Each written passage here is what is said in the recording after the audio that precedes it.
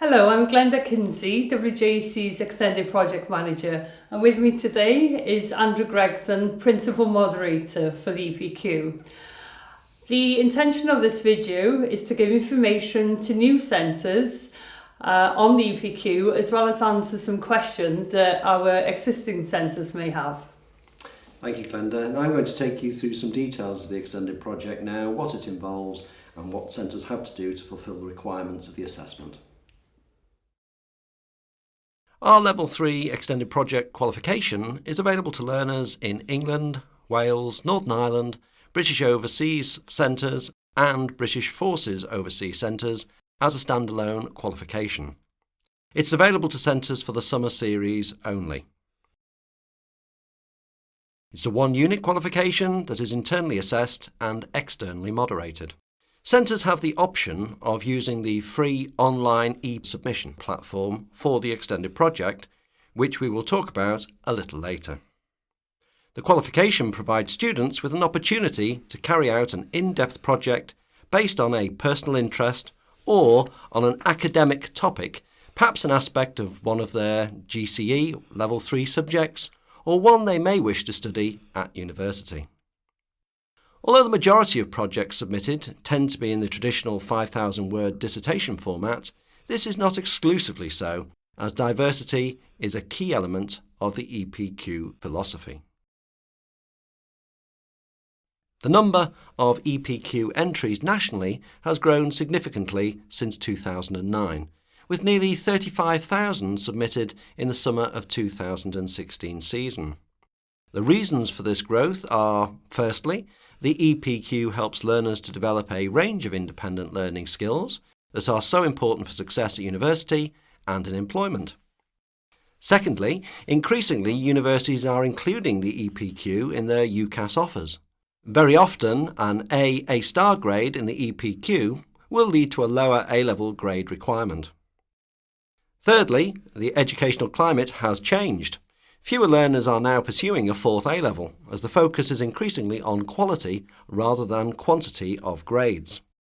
And fourthly, the EPQ as an A-level standard qualification is now worth more than an AS, in that an A-star grade in the EPQ now carries 28 UCAS tariff points, compared to a maximum of 20 for an AS grade A. It may provide a useful complement or alternative to the AS entry in England. The EPQ allows the learner to pursue a research topic of their choice, a freedom which is seldom to be found in traditional A-level specifications. The qualification offers centres flexible timetabling options. Learners have more choice over their studies, more than ever, and an opportunity to develop useful transferable skills. And WJEC's Extended Project Qualification also contributes to the Level 3 threshold and performance points in England and Wales. Why choose WJEC? Our mission is to offer continuous support and advice to all those who teach WJEC Extended Project in schools and colleges, helping to ensure that students achieve their best. We offer face-to-face and online CPD training courses, free centre visits to new centres, continuous direct access to subject specialists via email and phone, and unlimited access to free educational resources. Continuous support and advice for centres on approving project proposals and proposed titles, wide range of exemplar materials via our secure website, and access to regional support officers. Centres also have the option to use the free online e-submission platform. It is a platform where students can submit their work online. The main benefits of the e-submission platform are it's simple to use and developed to streamline the administration for both teachers and learners.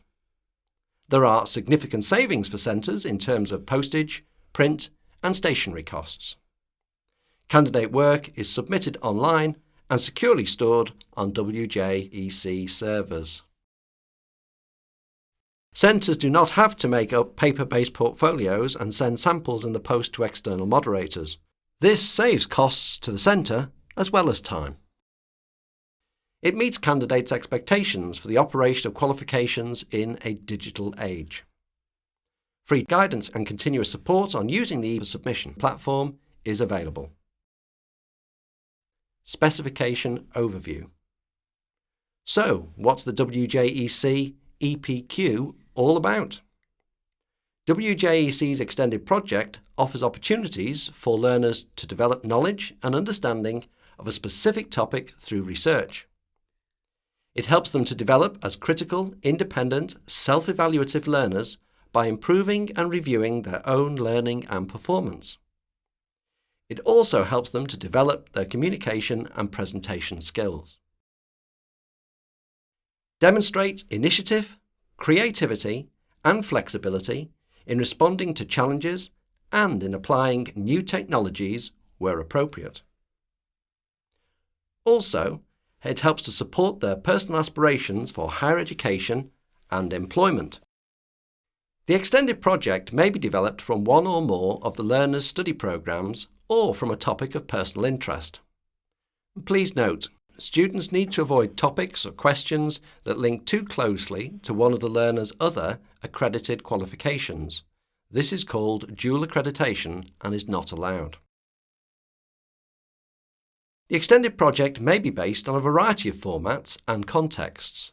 For example, a dissertation, field investigation, artifact, design, or a performance.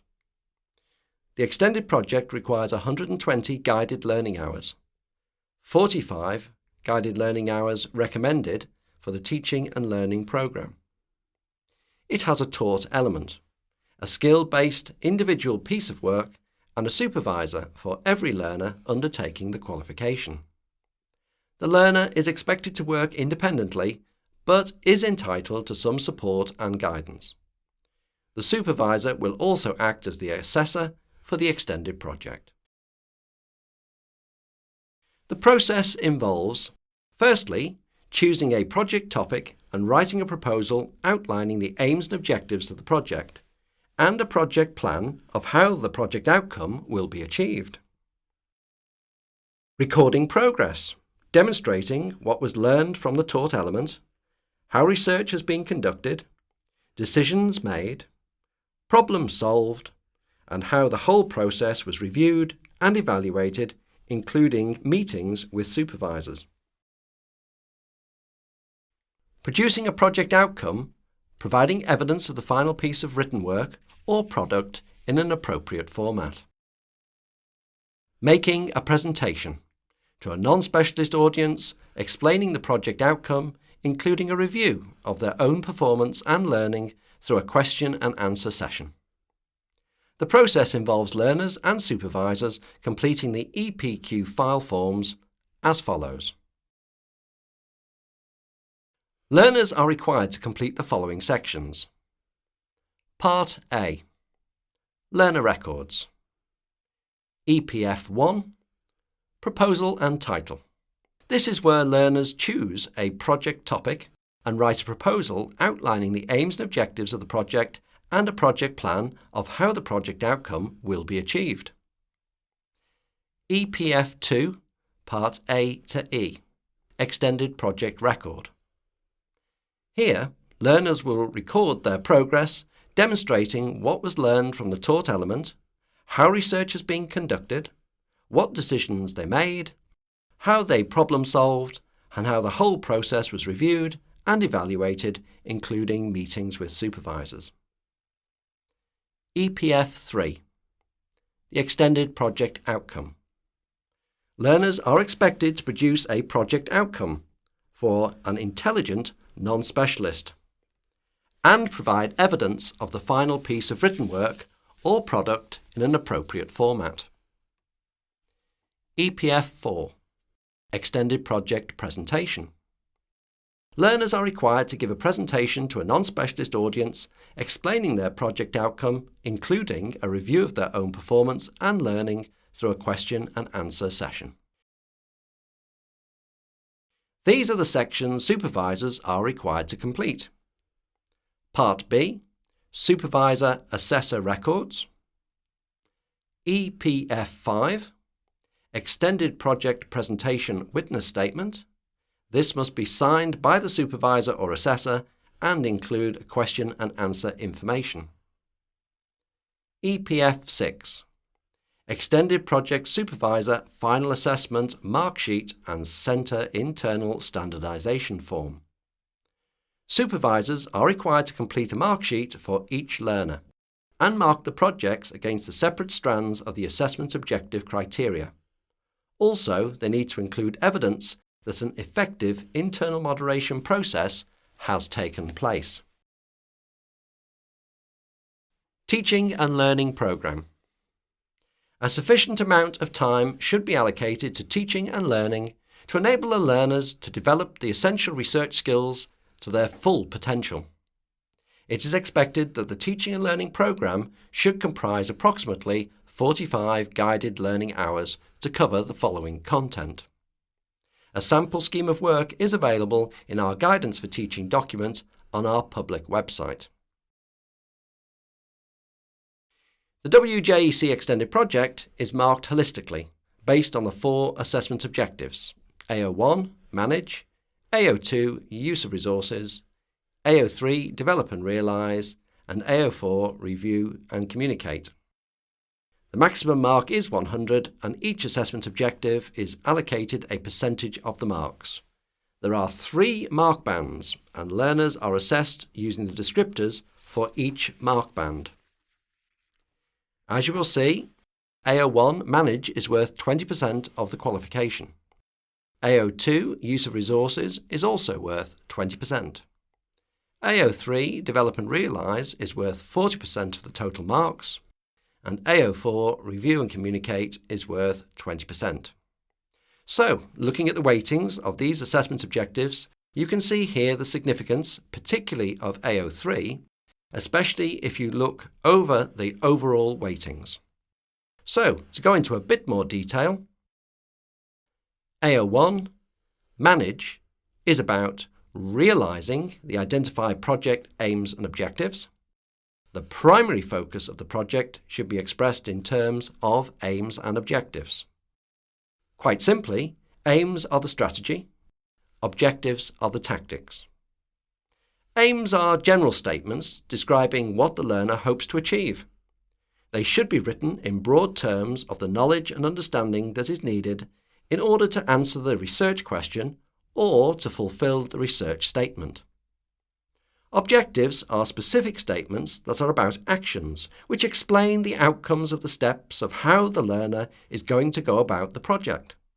They are practical, measurable, and achievable tasks. Objectives define the structure of the project. When articulating their aims and objectives, learners should use suitable action verbs and ensure that they are direct and concise. Project planning and design, which includes action planning, setting timescales, milestones and deadlines, identifying subtasks and activities, setting targets, priorities and goals. Project management, which includes checking, measuring, monitoring and assessing progress, adapting to change, managing risks, health and safety, using project management software, for example Gantt and PERT charts, critical path analysis and time management, and project accountability, which involves establishing appropriate success criteria and methods to measure success. Close planning and monitoring of progress are important elements for AO1. However, learners must ensure that they use the most appropriate tool for them. Many learners are led to believe that a Gantt chart is somehow an essential element of the extended project. It is not. Simply putting a chart in their learner record will not ensure a Band 3 mark. It is important that they explain their reasoning behind the construction of the chart, for example, in terms of timescales. Moreover, they must refer to the chart throughout the process, in that providing clear evidence that it is being used and that it has or has not been effective. Indeed, there are other equally worthy planning tools, such as Program Evaluation Review Technique or PERT charts. However, again, remember that the success of a PERT or Gantt chart depends on how it is used. Just including such a chart does not necessarily add to a project or mark. It is a tool to help keep your project on track. For some learners, they can be more of a hindrance than a help. AO2, Use of Resources, is about source selection and application, source evaluation, evaluating credibility, for example using Braven's analysis, evaluating source utility, data analysis and validity, source referencing and avoiding plagiarism, synthesizing complex information and data, and ethical considerations. For AO2, it is important that learners select sources that are appropriate for their project topic, source utility, and critically evaluate them, source credibility. Please take a look at WJEC's EPQ Guidance for Teaching for important points for learners to consider when selecting resources. AO3, Develop and Realise, is about problem solving, decision making, use of language and argument, and use of new technologies such as 3D printers, new software, online publishing, etc. As I mentioned earlier, in terms of the mark scheme, this is the most significant assessment objective as it carries 40 out of the 100 marks. The two main points of focus here relate to skills development and the standard of the final outcome. A key aspect of the EPQ is the development of skills, and it is therefore important that the learners fully appreciate the range of possibilities here in terms of their planning. Very often, learners offer only limited comment on the skills they hope to develop and apply in EPF1 Section 7, which is a pity. Again, this tends to highlight a failing of the centre's taught programme. Learners should be encouraged to think about the following possible areas. As always, there is no definitive model here, as the skills selected will depend greatly upon the nature of the outcome envisaged. The planning process could look like this. In terms of the standard of the final outcome, there is much that each learner needs to consider. For example, in the case of dissertation projects, they need to be structured and fluent writing with a clear line of argument, have a focus on critical analysis over description, have strong supporting evidence correctly referenced, show evidence of the counter-argument. They need to be well structured and coherent paragraphs. Be a minimum of 5,000 words in length, although there is no penalty for going over this word count. Show evidence of drafting and proofreading, but only the final draft is required for submission. Be evidence-based and show developed conclusion that fully addresses the identified aims and objectives. Have an academic bibliography. And finally, learners need to have given attention to spelling, punctuation and grammar issues, for example, accuracy and mature use of vocabulary. Although the majority of learners follow the traditional dissertation route with their EP, a number prefer to produce an artifact instead. Artifacts come in many different forms, but essentially involve the learner producing or manufacturing a physical outcome. For example, a documentary film, a series of short stories, or a camera gimbal. In other words, an artifact-based project allows the learner to be more creative and pursue an area of particular interest. So should your learners do a dissertation or artifact?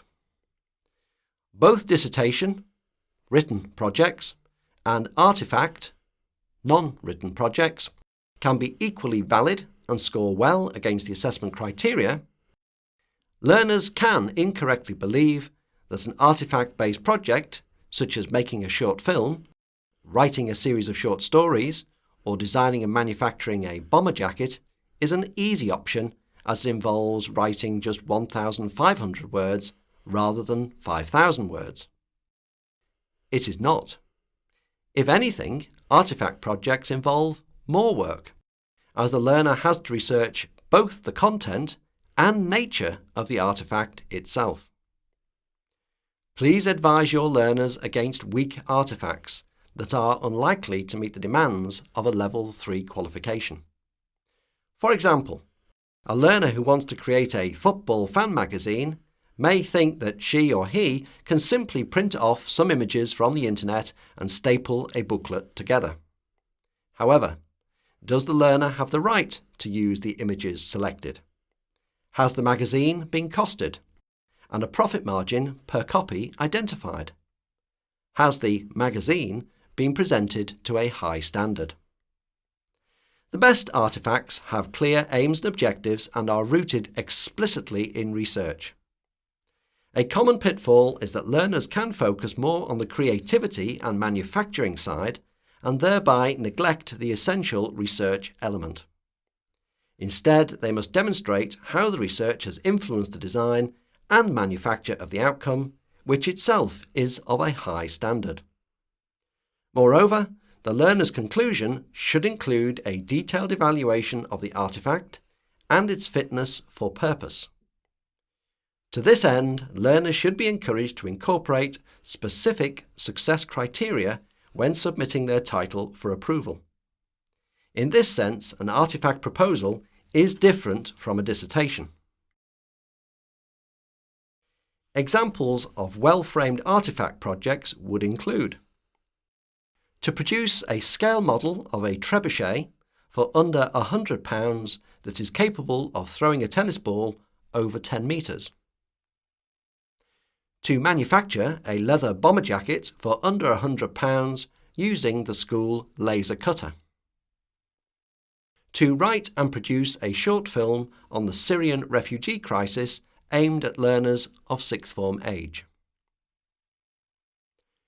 It is also important to note that a learner who produces an artifact should keep a development record of how the artifact has been designed and produced. The analysis of data and information should be contained in the development record, as it must inform the design of the artifact. A copy of the final design should be included with some explanation of why the design has been chosen, critical thinking and problem-solving skills. The learner must capture how they have produced the artifact and include evidence of any practical skills they have developed in preparation for the production of the artifact. The development record can be presented in any visual form, for example as a scrapbook, PowerPoint, Prezi, etc.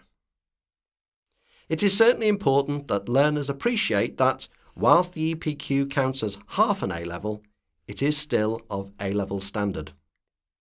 As such, learners should clearly pay attention to detail in how the outcome is presented.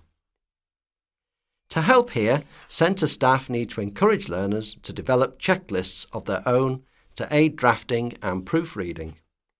This is much better than generic tick lists provided by the centre, as it allows the learner to again demonstrate independence and the extent to which they have taken full responsibility for their project. And finally, AO4, Review and Communicate, is about presentation skills. Learners need to structure their ideas effectively, ensuring audience engagement and avoiding death by slide, and deal with challenging questions, as well as evaluate and reflect on what they have done. For AO4 LO7, all learners have to make a presentation. Many presentations take around 15 to 20 minutes, plus time for questions, but as always, this will depend upon the learner and the topic. As a general guide, learners should be encouraged to consider both the research process and what they've learnt.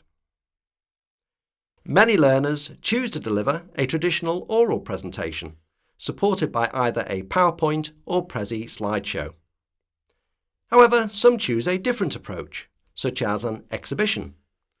Both approaches are equally valid.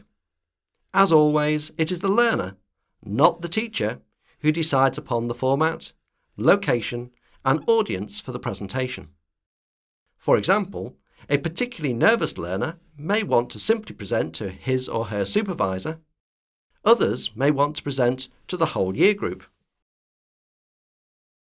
The only key requirements are that the learner's supervisor has to be present, as ultimately she or he has to assess the effectiveness of the presentation. The learner has to answer a series of questions from the audience at the end of the presentation, and these questions must not be previously shared with the learner. In other words, the learner has to demonstrate his or her knowledge and understanding of the topic. Clearly, it would be an advantage to have a look at the WJEC Extended Project Guidance for Teaching document, which describes in detail the requirements for the assessment objectives, details on the teaching and learning programme, including an example scheme of work, as well as other guidance. So what else is available to centres wishing to offer WJEC's Extended Project Qualification? On our website you will find the EPQ Specification, Student Guide, Guidance for Teaching, Administration Handbook, Frequently Asked Questions, CPD Event Details, Principal Moderator Reports, and more. Our next series of CPD courses for the Extended Project will run in various locations during September and October. Please have a look at the website for the dates and locations and to book online. We would recommend that new centres and new supervisors attend these events. As well as face-to-face CPD events, we will also be doing a webinar in the spring term on assessment and internal standardisation. It would be sensible to subscribe to our email alerts so that you can be notified when we develop new resources. A link to subscribe to the email alerts is also available on the EPQ webpage on our public website. You will also find useful information on our secure website, such as all our CPD materials from our last series of Extended Project CPD events, including a guide to getting on the right track with project proposals and titles, and a range of exemplars. We will be making many more exemplars available after the summer 2017 series, including the principal moderator's comments on each exemplar. Thank you, Andrew. And thank you for viewing this introductory video. Please keep in touch and don't hesitate to contact me if you'd like further information about our extended project. My details are available on the website, as well as details for my subject support officer. And good luck with the qualification.